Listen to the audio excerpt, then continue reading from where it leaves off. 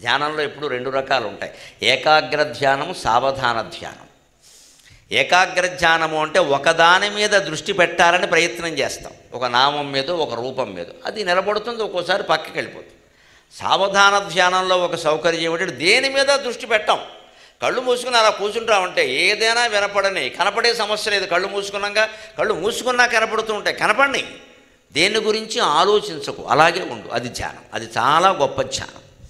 పరమహంస అదే చెప్పాడు. కృష్ణమూర్తి గారు అయితే ఒక సావధాన ధ్యానమే చెబుతాడు. మీకు ఏకాగ్రం కూడా అనవసరం, ఇదే చేయండి అంటే. ఏది వినపడితే అది విను. నువ్వేమీ దాని గురించి మంచి చెడ్డ తీర్పులు చెప్పడం, ఒక అభిప్రాయానికి రావడం ఇలాంటివి చేయకు. అది రైస్ మిల్ శబ్దం వినపడుతోంది, విను. పిల్లలు ఆడుకుంటున్నారు, శబ్దం వినపడుతోంది, విను.